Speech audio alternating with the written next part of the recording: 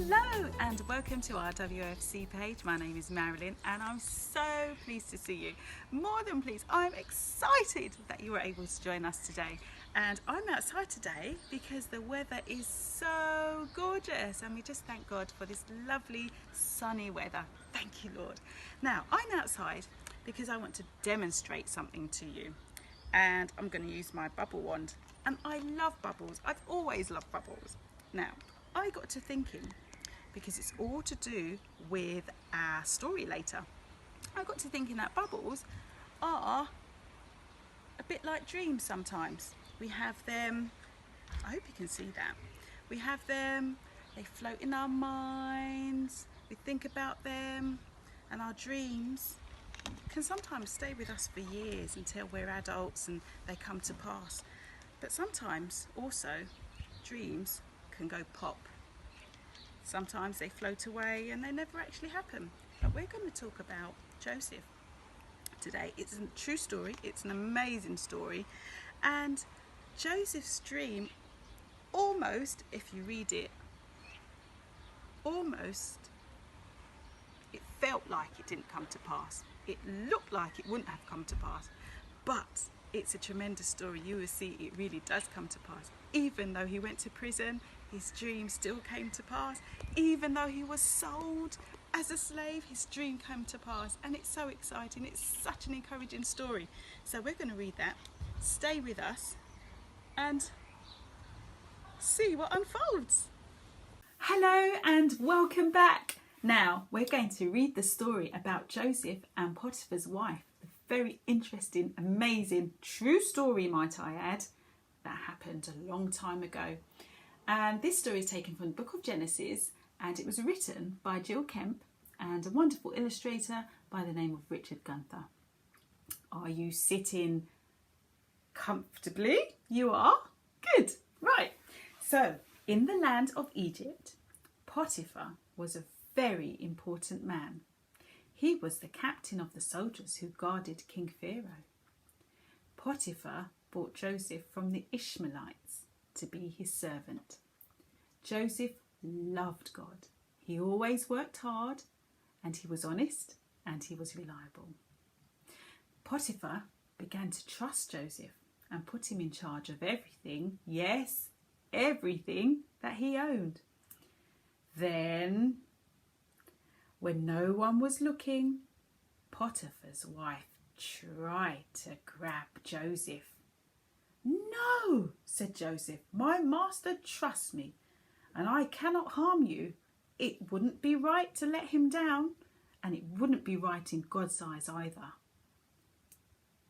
Then another time, when no one else was in the house except Potiphar's wife and Joseph, she pestered him again. "Come over here, Joseph. Take a break from your work, Joseph." And Joseph said no. And he ran out of the room as fast as he could, quick as a flash. But he slipped out of his coat and left it in Potiphar's wife's hand. Potiphar's wife was so angry that Joseph didn't come to her that she wanted to get Joseph into trouble. Ooh! She called the other servants. "Servants! Servants, come here, quickly, on the double.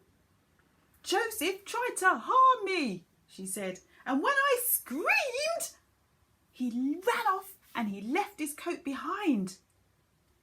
Ooh, when her husband Potiphar came home, his wife showed him Joseph's coat and told him a big fat lie.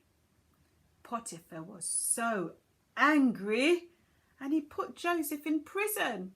Oh, poor Joseph. But Joseph still trusted God, and he knew that God was with him. Joseph prayed, "God, help me to show others your love." He began to get help, and he began to help the prison guard in any way he could. The guard soon saw how honest, reliable, and kind and unselfish Joseph was, even in prison. God's favour and God's blessing was on Joseph, and it wasn't long before he was in charge of everything again in the prison.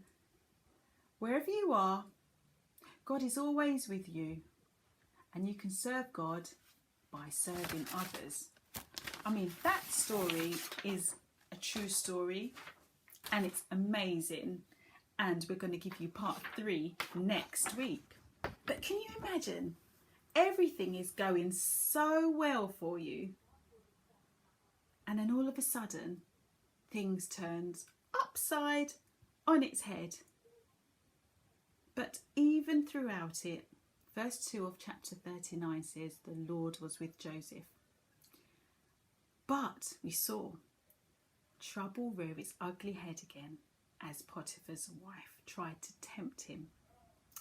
But because of his relationship with God, he ran away from her. Good old Joseph. And how terrible that Potiphar's wife had lied and tried to cause trouble for Joseph for something that he did not do. That is super sad. Makes me want to cry. But I mean, that prison was cold, and Joseph probably thought about his dad, who wondered where he was. But even though he was in prison, Joseph was never alone. The Lord was with him, and he showed him kindness and favour. But even though Joseph was in prison, something to note here was that he had big plans. Do you remember those dreams? Just a bit like the bubbles. Sometimes they can float away and never come back, or go pop, and that's the end of that. But God had big plans for Joseph. Even though Joseph was small in the eyes of others, he had big plans. And I want you to say it with me. God has big plans for me. Should we do it again?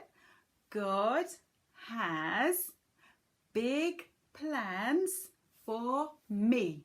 Good. And don't forget that. Always remember it, okay?